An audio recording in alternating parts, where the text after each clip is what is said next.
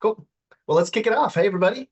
Welcome to Sprint Demos. Today we are demoing Fleet version 4.43, Sprint 17, codename Chlorine. If anyone has any good chlorine jokes, put them in the chat. And we're going to kick it off, as usual, with product features and endpoint ops. So I'll hand it over to Sharon. Thank you. And we'll start with the first feature, which is allowing remote configuration of FleetD for upgrade channels. Lucas, take it, please. All right, I'll stop my video, I'm sure. Stay family. Yeah. Right. Yeah, so currently customers that want to use that want to have more control over FleetD deployment have to use their own custom SAP repository. I believe we have only one customer doing this. And this feature allows them to control their FleetD deployment and upgrades without having a SAP repository, themselves. They can use ours. So this feature, basically, let's go here. Assuming you have a FleetD deployment, basically your device is running FleetD, you will be able to do the following in agent options. Again, it assumes that you're running Fleet version 43 and FleetD version 120, which will be released later, either today or next week. So there is this new setting called update channels. And you can configure currently just 3 components: Orbit, OSPF, and then desktop. And again, here you can decide which channels to use for your FleetD deployment devices by just changing this value, right? So in this case, I'm on the global settings, right? So global hosts will be configured to run this channel.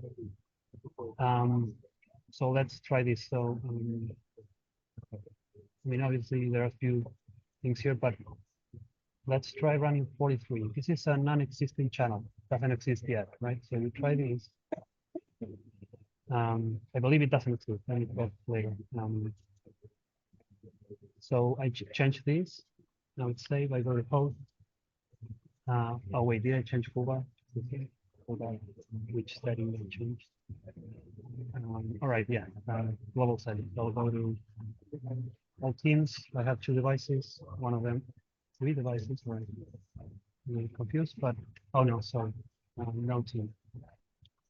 So we have this MacBook Pro, which is the current device I'm using, and you will start to see the following in the Orbit folder: server overrides.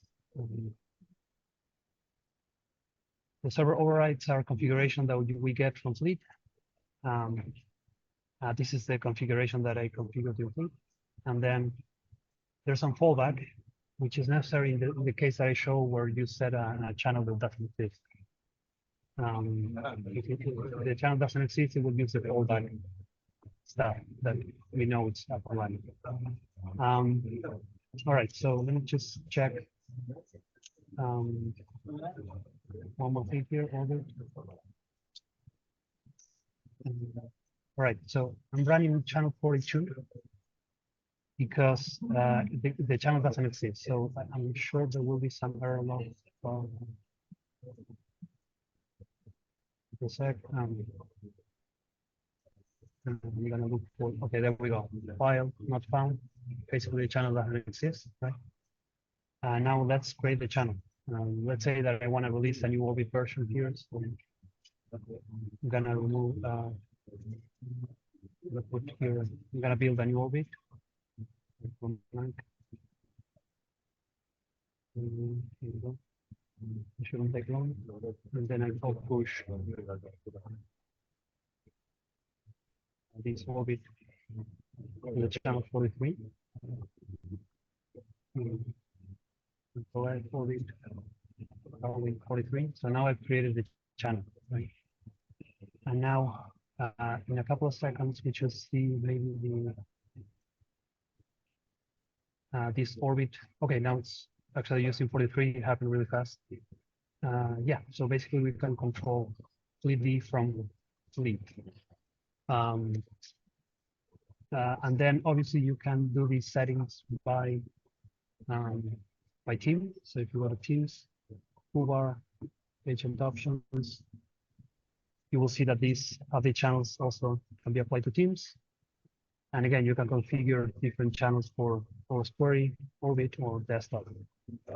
And again, let's just check the it's a Linux host, also running that thing.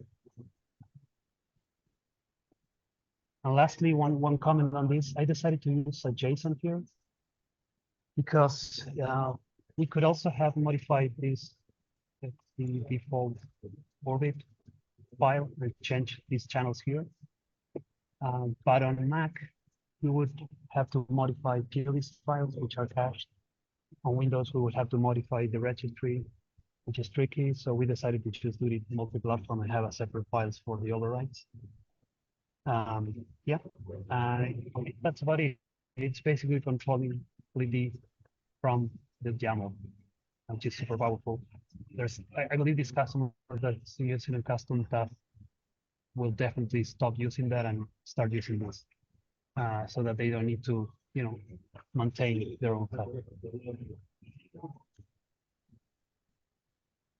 Great, thank you, Lucas. And we'll move to Haziel that will present disabling scripts.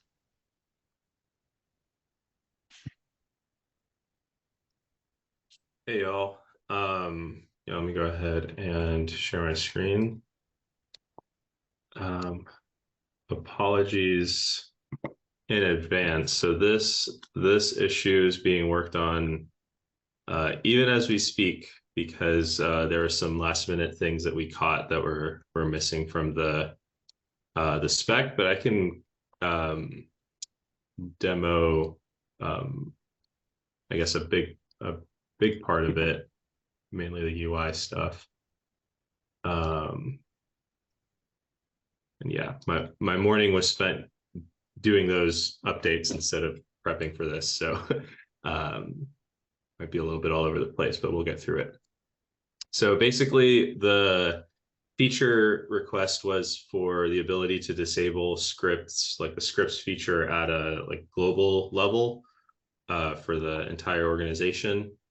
And yeah, so in the UI, that looks like a checkbox here in the advanced options and org settings. So you can go ahead and check that and click save. And now when you try to go and take a look at scripts, you'll see this nice little banner that lets you know, hey, you can't actually run scripts. We try to upload a script on the fly. Oh, cool, I have one. That's great. I should now, when I go to something that could run this script. Yeah, so now I could potentially run this script on this host, but because it's disabled, you can't actually click this drop down, and there's a little tooltip that lets you know, hey, this is disabled in the organization settings. What I'm working on adding right now, I guess I can actually demo that, is trying to run a script from the CLI, from fleetctl. So if I run this, I get an error back saying, hey, you disabled it in organization settings. Yeah, so that's pretty much it. There's the work that I'm going to wrap up today is disabling a couple of other endpoints that are related to scripts and having those return the appropriate errors when the flag is set. But yeah, that's pretty much it. Great, thank you. Thanks, Haziel. Next, we have Victor with 3 new additions. Take it, Victor. Okay, thank you, Sharon. So first thing I'm going to cover is a new live query endpoint. So I'm going to start running it. So now Fleet queries, and you specify the query ID now in the URL. With the old endpoint, you can specify the query ID in the body. Now you specify it in the URL, and so you can only run one query at a time. It's now a post. Previous old endpoint was a get. So basically, this new endpoint is going to be the new recommended way to run live queries. So in this example, I ran it on 2 hosts. The query was OS query info. So you can see it returned results. And you also saw that it returned results in about 10 seconds. With the old endpoint, it returned results when it timed out. So now the new endpoint is returning results once they all came in. Now, if I specified one of the hosts that was offline, then it'll still wait for a timeout. But if they're all online and they all return results, then you'll get the results as they come in. So a bit faster than before.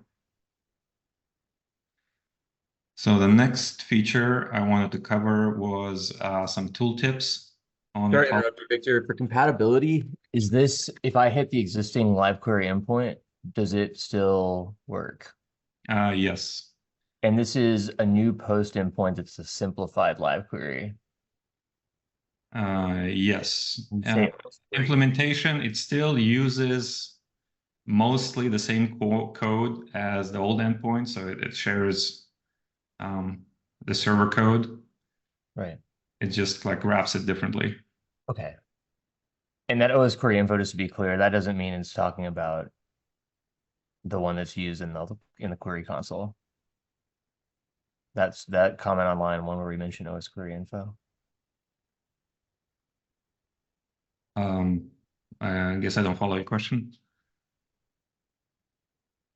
I guess I'm confused by the OS query _ info thing in parentheses. Okay, this is just a helper text that this query just does select star. Sorry, got it. That makes sense. Thank you. Okay. So I can switch from using the Git version of this, which is a little bit weird because it involves a body, to this new post endpoint, and I don't have to change the request parameters I'm sending. I don't have to change my expectations about the response. It'll all be 100% backwards compatible, right? Well, we can try right now. So previous one had query IDs. So this is how you would do it previously. I believe it'll work because it'll just ignore this one. Yeah. So we added a new endpoint that removed the ability to run multiple queries at the same time when we tried to make an alias to make it into a post. Yes, we removed the ability to run multiple queries. Okay, and the original GET request one still does support the ability to run multiple queries. Yes.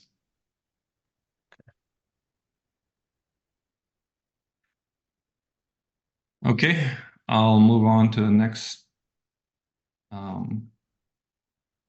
feature, which is some tooltips, tooltip updates. So on the policies page, you now will have a tooltip up here, which indicates how long ago did these counts update. So some kind of education about this page. So this page is a summary page that gets updated once an hour. So to get the numbers in here to be correct, it's a 2-step process. First, OS query needs to actually run the policy and return back to Fleet. And that happens on an interval which is by default 1 hour. And then this summary is generated, which also happens once every hour. So you could potentially have a delay of up to 2 hours by default from when you create a new policy to when you actually see the updated numbers on this page. So there's another tooltip that kind of helps with that. So if I add a policy, it shows up here. So you see the results as a dash dash. So what I did here is I configured this instance to update policies with using OS query every 3 hours. So the summary still gets updated 1 hour. This is the artificial case just to demonstrate this point. So the counts are updated every hour, but OS query actually updates it every 3 hours. So now if you roll over this tooltip, it'll say try again in about 3 hours, because we need 3 hours for all the hosts to update the results to this new policy. Usually this is going to take, say, 1 hour or less, but in this artificial example, it says 3 hours. And then the last feature I wanted to cover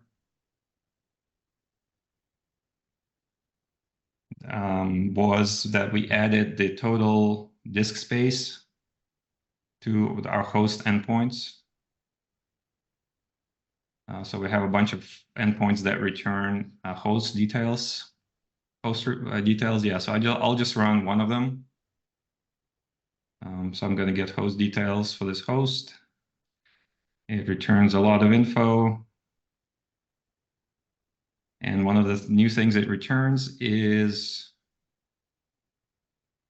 gigs total disk space. So now you know the total disk space on this device without having to do the math to figure out % disk available, disk space available.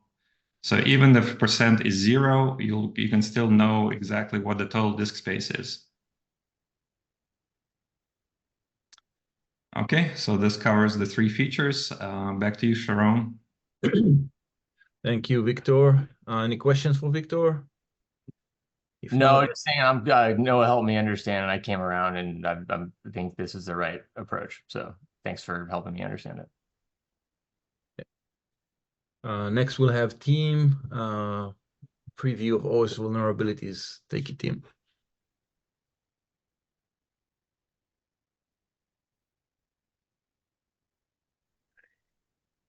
So this is a preview. It's not going into this release. We originally had this slated as or estimated as a 13-point story, digging in a decent amount larger than that. But I didn't want to lose the learnings, so I'm gonna kind of show some of these and a little bit of a demo as well. So I'm gonna do a really quick recap on how vulnerability or software vulnerability scanning works today. Customers have a Fleet server. It pulls down data from the NVD API, and it stores that locally, right, on our Fleet servers. We also have this quote unquote NVD repo that we maintain that also calls the NVD API, creates a SQLite database. I'll go into that a little bit here. And their Fleet server also pulls that down during vulnerability scanning. So let's say we have Acrobat version 15, blah, blah, blah. What we do there is we query this CPE database in order to get a CPE. If you're not familiar with CPEs, it's a common platform enumeration. This is what it looks like, roughly what it looks like. And we need that because that's how the NVD associates software to vulnerabilities. So then at that point, we get a set of CPEs. Cool. There's a whole bunch of them. So sometimes it does take a while, depending on your environment. So let's go into OS scanning. So let's take Mac OS 14.1.2. I'm gonna argue, at least my implementation is not going to query CPEs because kind of looking through the NVD data, we only have 2 variations of Mac OS. So this makes our implementation a little bit easier. If you want to look at the data, there's the raw data there.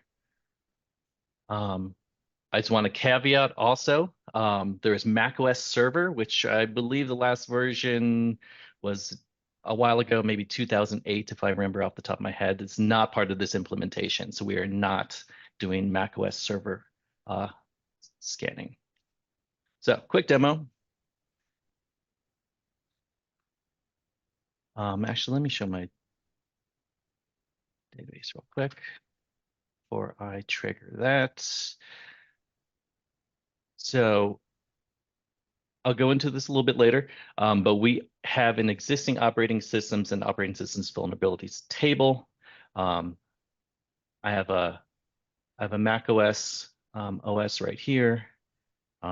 Nothing in vulnerabilities yet. I'm going to trigger a scan.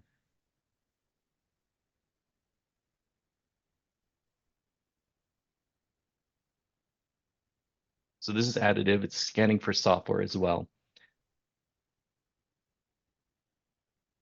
And hopefully it won't take too long.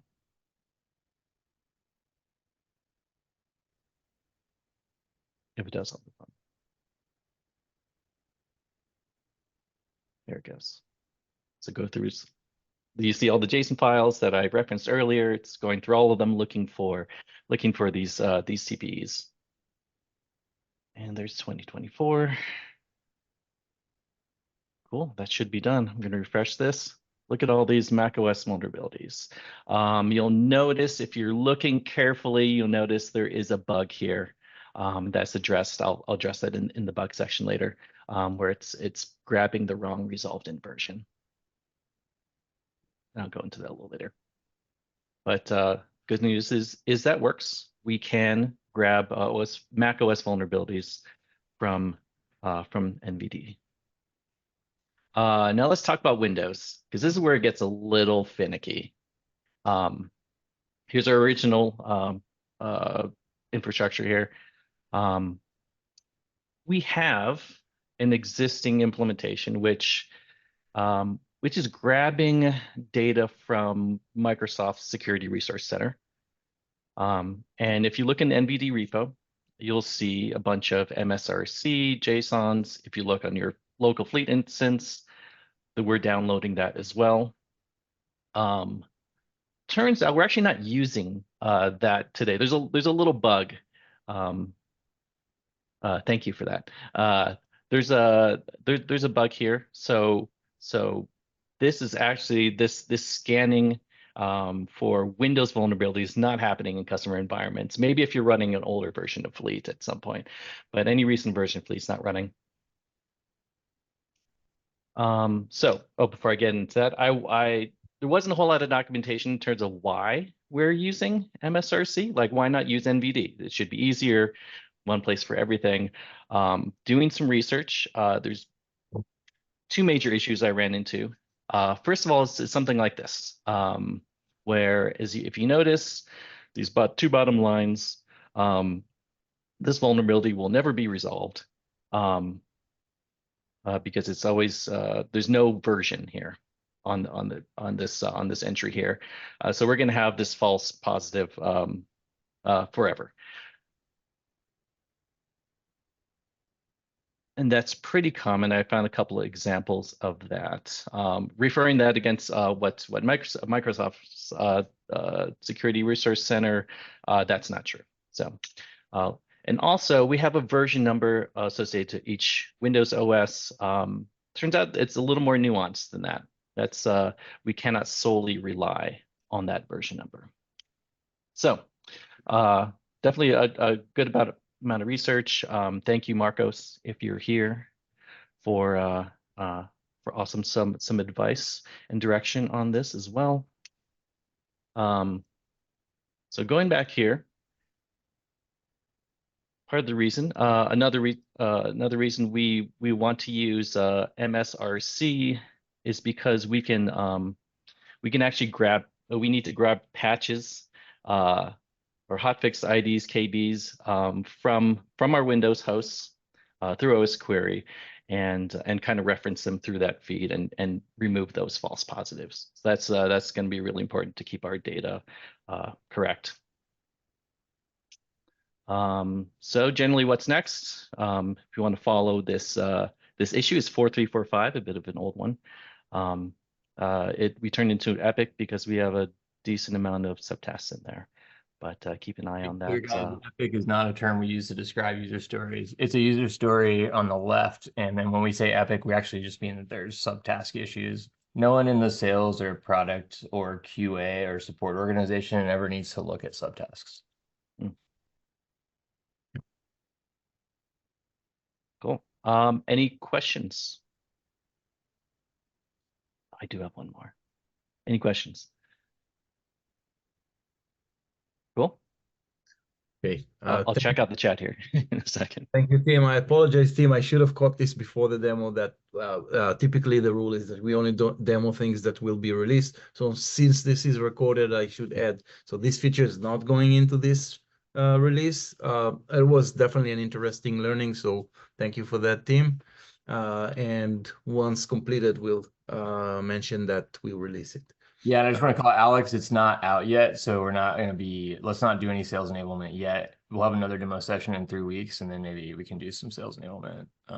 Then I think it would actually be great to have Noah as part of that as well, though, because I actually don't remember what the. It would be great actually. Could someone show like what this is going to look like in the UI? Because I think we've been talking about a lot of like the how on the inside, but it'd be great to understand how this changes the user experience, since we've kind of already started talking about it, and then that way that'll contextualize it for Alex and the rest of the sales team. Yeah, I think you know, with yours and Noah's help, Will can kind of start paying attention to it and help figure out in 3 weeks what that would look like for us to learn.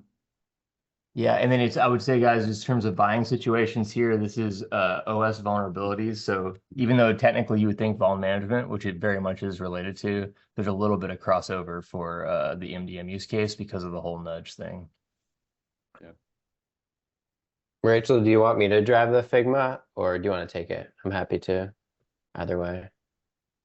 We could also do that next time if you want, Noah. Okay, let's do that next time. Okay. Yeah. We'll show the working version, but I'll send a link to the Figma so folks can see what it will look like. Great presentation, Tim. Yeah, awesome stuff. Okay, thanks all, and Luke, back to you. This is concluding the features. Awesome. Thank you. Great job. Endpoint ops, a lot of cool features coming out and today. So cool to see that. Over to George and the MDM team for their product features. Alrighty, for demoing our product features, we have Roberto. Hey, let me share my screen.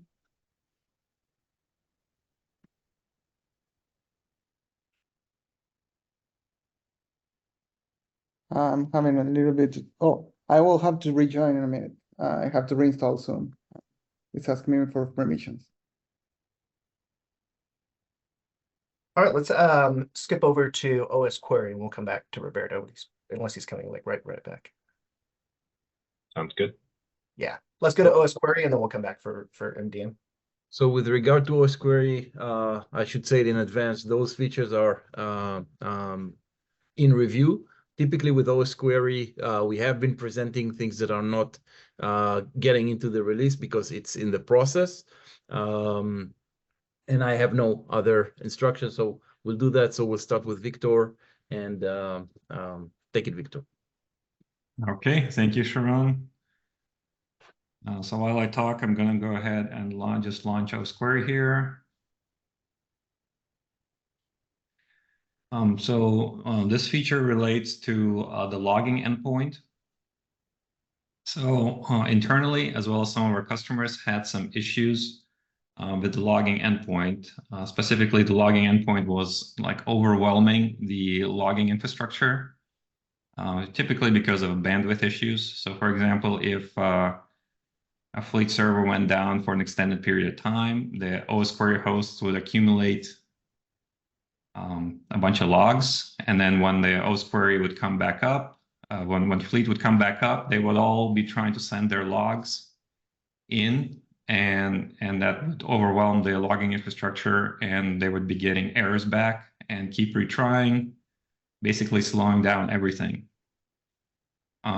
So this fix so as you can see, I created a situation where by default currently it's sending logs in every second or so. So what we're going to try to do, so the feature is to, if the logging fails, it'll back off. It'll stop trying to send the logs during the interval. It'll exponentially back off. So the key variable here is this new logger TLS backoff, and this is like the maximum backoff time in seconds. So for example, 3600 would be 1 hour. So I'll set this here, and I'll go ahead and restart this. And while it's restarting, I'm gonna mention another thing that I found out. So we have these other config flags to control the logging, TLS period and TLS max lines. So we have been telling customers to adjust these, but what I discovered is that these adjustments don't actually get applied until OS Query is restarted. So they're not like real-time updates. So in addition to adding this new config flag, another fix will be to make it so that these other configs, actually these 3 will be dynamically applied. So Fleet will be able to apply them through our agent options.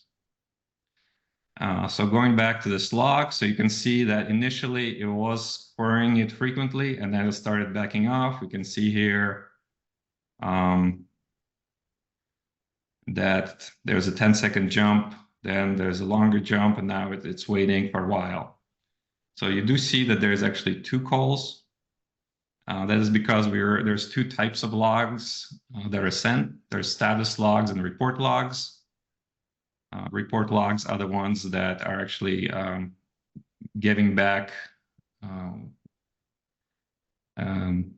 the OS Query table reads, and status logs is just other error messages and stuff from OS Query. So both of these have a backoff, status and report logs, but they do share currently, in the current implementation, they do share kind of the same maximum backoff. Now, if you wanted to disable this backoff, it can be disabled remotely just by setting this back to 0. And then in the next logger TLS period, OS Query will try to send logs back. I can't really demo the 0 right now because I don't have this hooked up to a real server. It's just trying to ping a bad URL here. Okay, any questions on this feature? Okay, I think back to you, Luke. Cool. Thank you, Victor. We have one more OS Query feature from Zach that we're going to show, and then we'll go over to Roberto for MDM. Hello, folks. I am going to be talking about not something that I built, but as we're going to be trying to do these days, demoing interesting things from the community as well. So what I'm showing is the ability for OS Query to sort columns properly and compare columns properly based on versions. So here I've written a query that looks at the Loom helper that's installed on macOS devices. And I'm saying, show me all of them with a bundle version greater than this version number. I'm also, just for reference here, selecting the OS Query version because that will help us see what actually changed. So when we run this query, unsurprisingly, we see a bunch of versions that make sense. These are all you'd expect to be greater than version 0.1.0.0, because they're all 0.1 0.193, 0.161, 0.187. So that makes sense. That works just fine. Now, if we change this to 0.9, we'd expect all of those results to still show up because 0.187 should be a greater version than 0.9. And when we run this, we'll see that only the OS Query versions running OS Query 5.11, the new version that includes this feature, are returning results now. And the reason is, by default, for columns that are not clearly numbers, and these are not clearly numbers because they have more than one decimal point, SQLite is doing a string comparison, a lexicographic string comparison. And so 0.9 matches, the 9 and the 1 are compared. And so on these older OS Query versions where it's doing that lexicographic string comparison, it is actually considered less than, not greater. So only in this new version where now it knows how to break apart a version and do the comparisons as integers part by part, you'll see this correct behavior. And just to show you again, we'll go back to the using the 1 there, and I can just show you again when we're comparing with the 1, then these all come up again because we just happen to get lucky with the way that the lexicographic comparison goes. So arguably perhaps a bug fix, although it's never really a feature that OS Query has claimed to support. So but anyway, a better way to deal with versions in OS Query. Lucas was wondering, could you show the query here, Zach? Yeah, I can show the query again.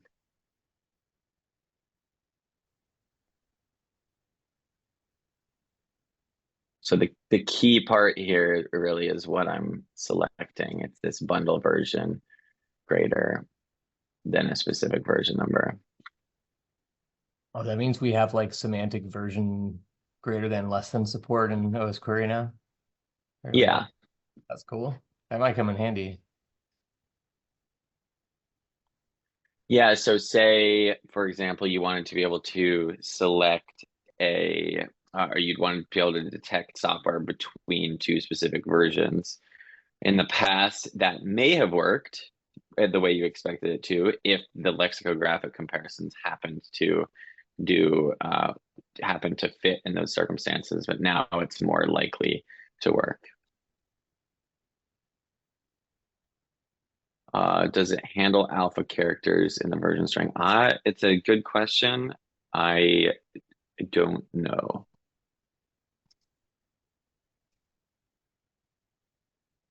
Will require some more experimentation. But this feature is out in the new 5.11.0 OS Query release, which is deployed to our edge channels in Fleet. So a handful of the devices in our dog food instance have this new version now.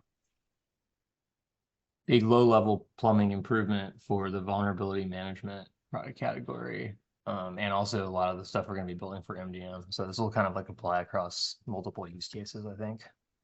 Sarah's question is on all string columns or just certain columns? And the answer to that is no, only on certain columns.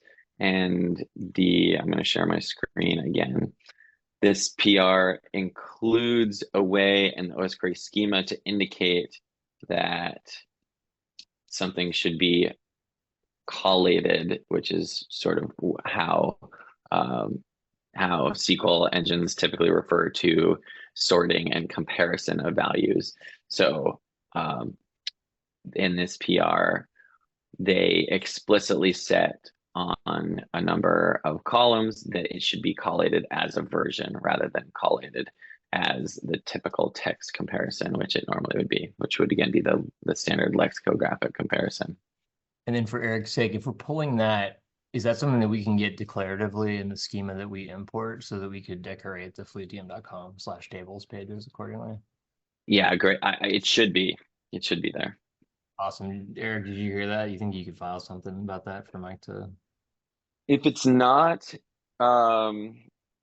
it shouldn't be hard to change the script that generates that JSON to include it, because that script already does include other things that are put into the attributes, you might call them, of the column, such as like which columns are indexes, which are additional, which are hidden, that kind of thing. Awesome. Well, if we track a story for it, there's also the query console sidebar. So whether you're in the Fleet core product or you're on the Fleet website looking at tables, this would then allow us to show you some kind of indication that like, hey, that thing you're trying to do is like actually going to work. Like that's a known version, right? You can do comparisons on that and it works. And I'm just looking at this. It looks like maybe the change to the JSON generation is not in this PR. But again, it would probably be a simple change. And it's also possible that maybe there's already code that just handles like sort of any generic attributes that are on the columns. So again, maybe it does, but someone would have to take a look. Okay, we can make that part of this issue, and then we'll just kind of pass it back and forth. Eric, I'll take a screenshot of this for you so you can get to it and select.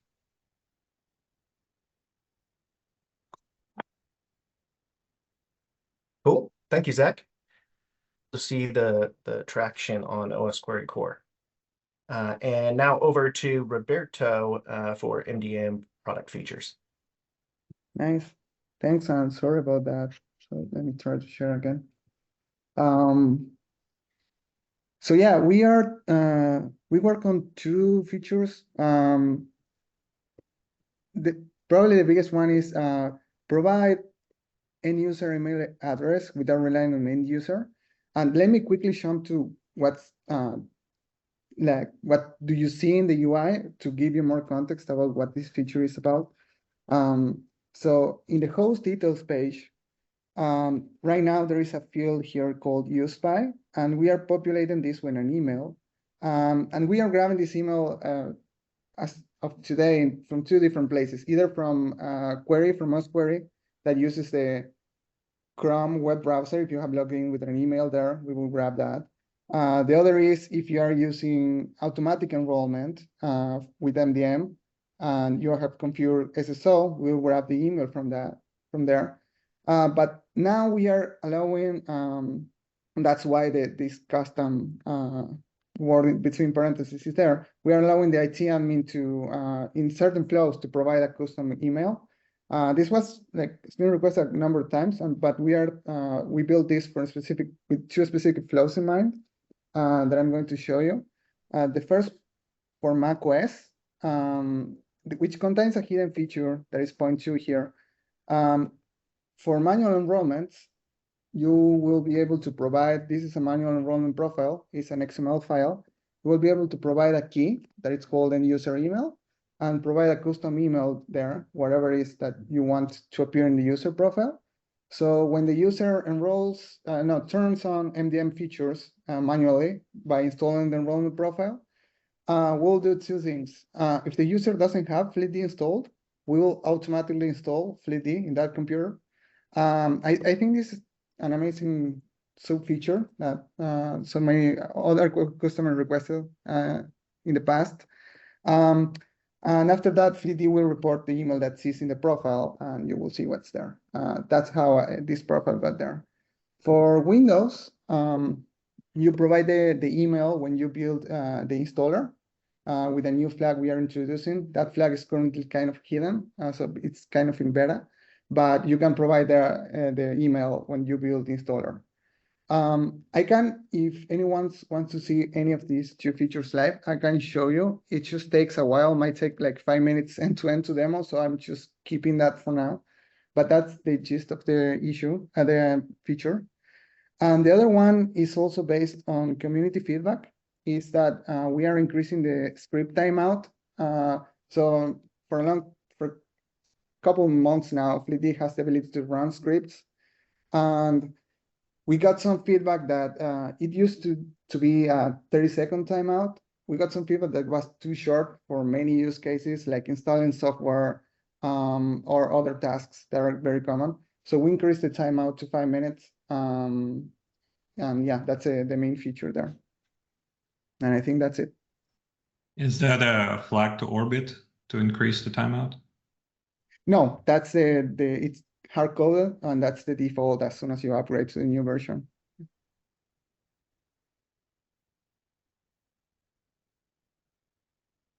Thank you, Roberto.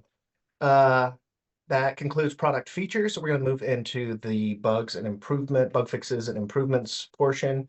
Back over to Sharon and Endpoint Ops. Thank you. Just reminding everyone that we don't have a lot of time, so please try to be concise with the bugs. We have a big list. Let's start with Jacob. Hey, everybody. We decided to clip live query results at 250,000 results plus errors. And so we're just going to run this live query. And I've just changed the value to 25 results, and we just see that we get this banner and the query stops. In main, the limit is 250,000. The next fix was, this was pretty interesting. We had a query that, let's see, so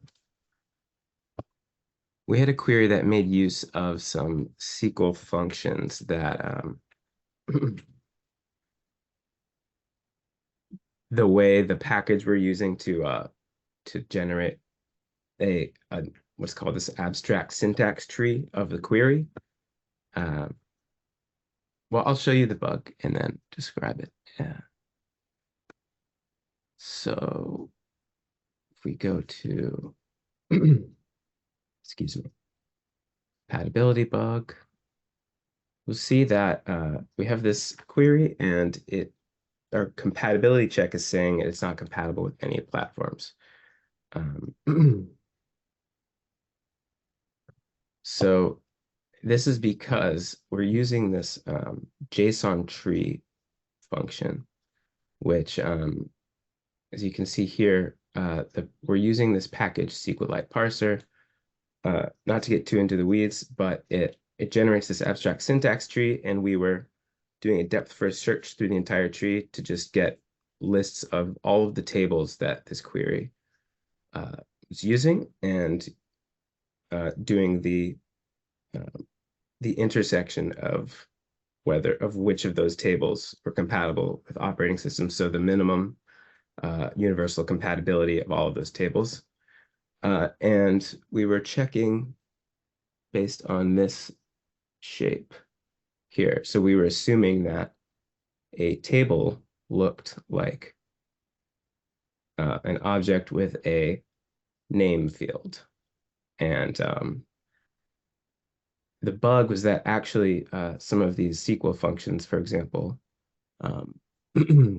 excuse me, JSON tree and JSON each actually look similar, but instead of having a string here in the name field, they're just another object describing this function. So we just updated the check for a valid table to has a name field, and that name is of type string, and that solves the bug. So go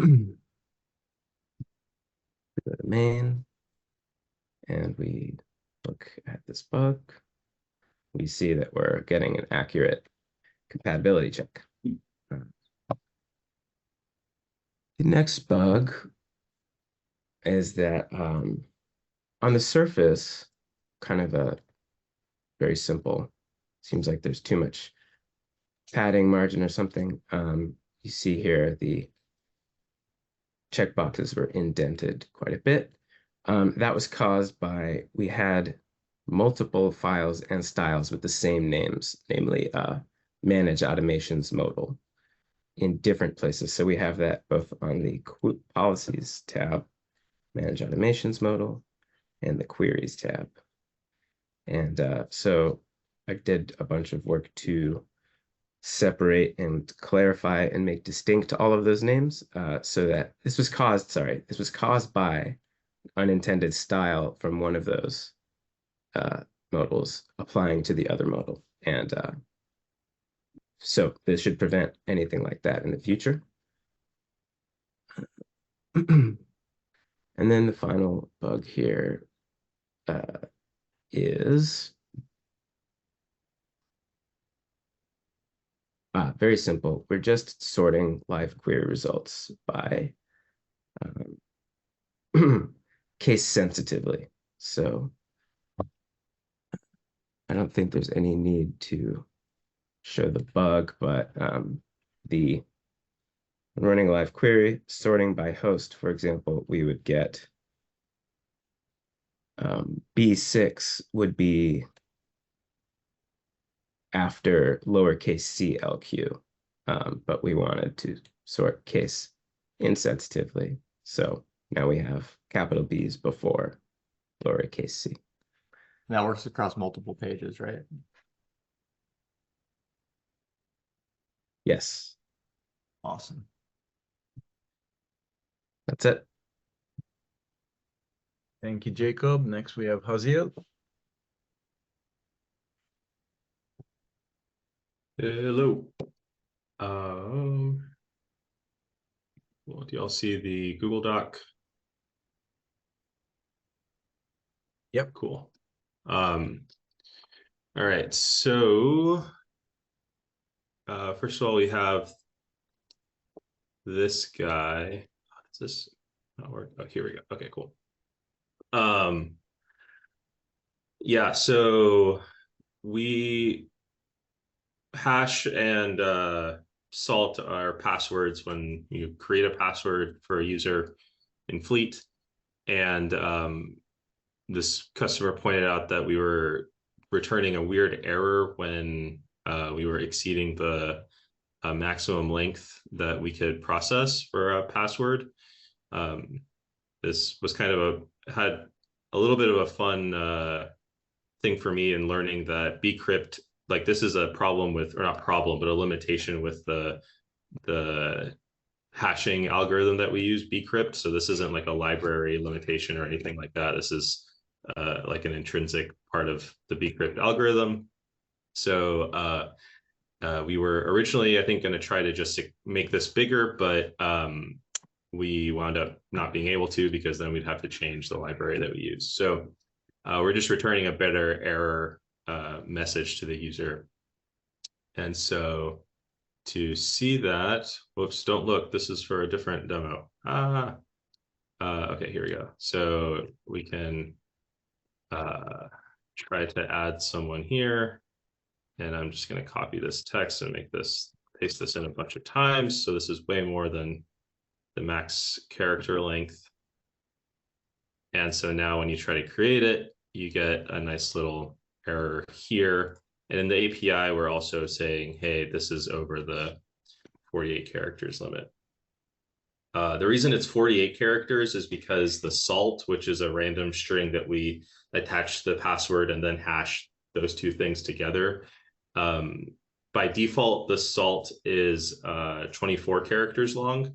And that's you can change that in the Fleet configuration. But we're just returning this as a hard-coded value for now, because this is the situation that most people are going to be in. I don't think most folks are going to change that salt length. So the most characters you can type in here are 48 in the default case. Cool. So that's that. And then these are actually two, like the same bug, just got kind of caught twice. So this was an issue with filtering by the by email if the OS label is selected. So if you're filtering host, you type in an email for one of these posts, it wasn't showing up. And so if we go and take a look now,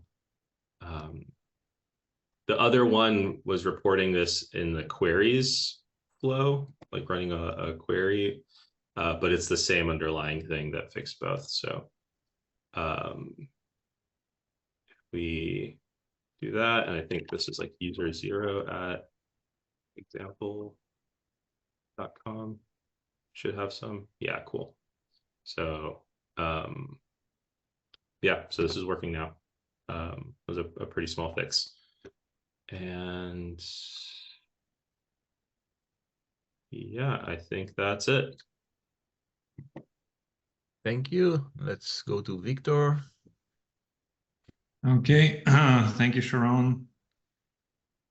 So first, I'm gonna talk about a bug with last restarted. So if you go to dog food and you sort by label, the last restarted column shows never. So fortunately, we had this bug for a couple of releases until a customer caught it.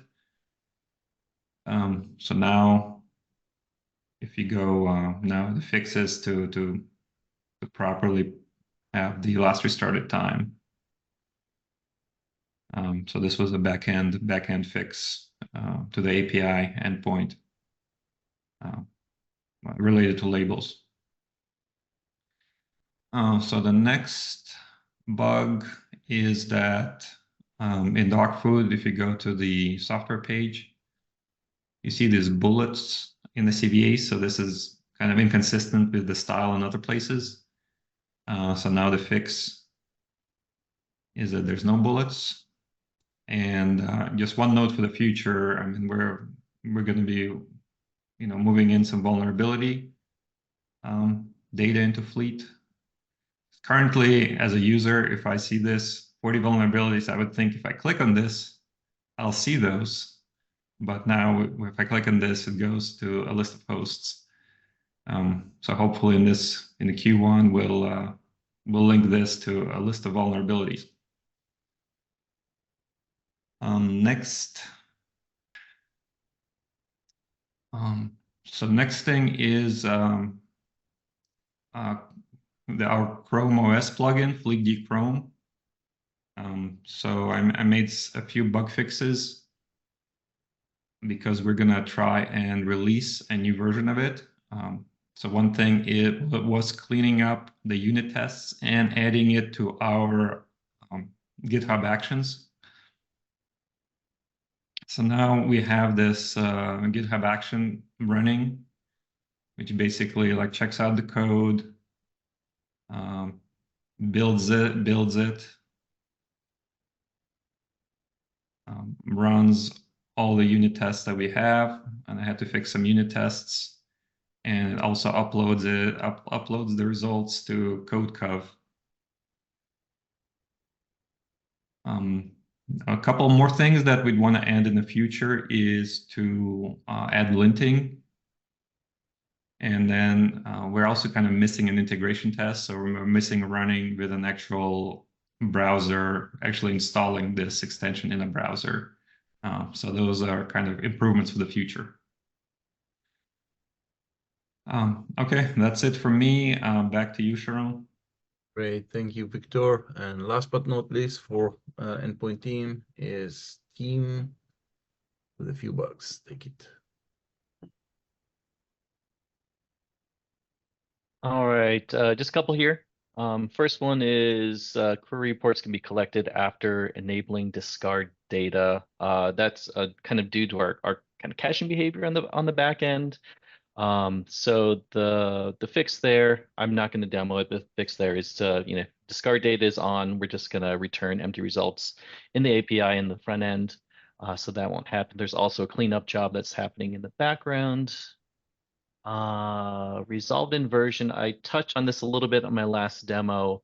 I found it during OS when I was doing the OS research, but this might also apply to some software applications as well. If you have multiple entries here, that are duplicate, but then they have separate version ranges. So there's a correction there to report the correct resolved in version. The last one, usually folks I don't think care about OS Query Perf, but I believe we're using it in the demo environments. And so now Windows 11 will be reporting OS versions correctly in our demo environments. And that's it. Thank you, and back to you, Luke. Great, thank you, Endpoint Ops. A lot of great fixes there. Appreciate the attention to detail on the. Over to George for MDM bug fixes and improvements. Alrighty, in the sake of time, I'm just going to mention that the 5 that are listed in the demo doc for Gabe's work under me, they're all just little cosmetic changes, and each one has a picture by Sabrina when she QA'd showing the difference and how it's good on main now. So now we have Roberto, and then we'll have Sarah after him. Good. Yeah, we'll also try to go very quickly. Yeah, so I'm going to show you 3 bug fixes. The first one is the most exciting to me. We have OS Query to verify macOS and Windows profiles, but in some cases, we didn't receive the acknowledgement from the MDM protocol in macOS. So now we are allowing profiles to move from pending to verified if we verify that the profile is actually there using OS Query. So I think that really adds value to the OS Query verification thing over like other MDM solutions. And then 2 Windows MDM issues, really fine-tuning the last, some of the features we already released. Some edge cases we found for hosts not turning on Windows MDM, and some API changes for when you have only Windows MDM enabled, but you don't have macOS MDM configured, edge cases of that sort. So yeah, and that's pretty much it. All right, thank you. And Sarah? Well, I'll spare everyone some time, and the 2 issues that we have are cleanup changes and improvement to host search. So if you check out those issue links, you'll see some nice pictures as well. All right, thank you. That's it for MDM. Back to you, Luke. Great, thank you, everybody. Done early today. That is all of the updates. As pointed out, you can go to the agenda doc if you want to dig into any of these or add a comment to the issue. If you're curious or have any additional questions, please feel free to do that. We are working on getting 4.43 certified and through release QA today. That goes out, and we'll be kicking off 4.44 on Monday. And while I have everyone's ears real quick, going through bugs, especially MDM, one thing I'm noticing is I think we all got used to only supporting Apple, and we're not including version or operating system. Now that we're rolling out support for Windows and Linux, just a reminder that that's really helpful and oftentimes necessary for us to know how to track down the bugs. So just remember to populate the operating system and that you're using when you report the bug or the host was on. And the bug template, Luke, doesn't it refer to the browser that you were on in some cases? So you might disambiguate if you're trying to clarify. Yeah, I'll check that. I think it says operating system, but maybe it's a little confusing on what's expected there. I think I edited it, so. Cool. Awesome. Thank you, everybody. Appreciate all of the hard work, especially over the holidays and getting a solid release out. Looking forward to getting that published. And everyone have a great rest of your day. Bye, everyone. Yeah. Bye.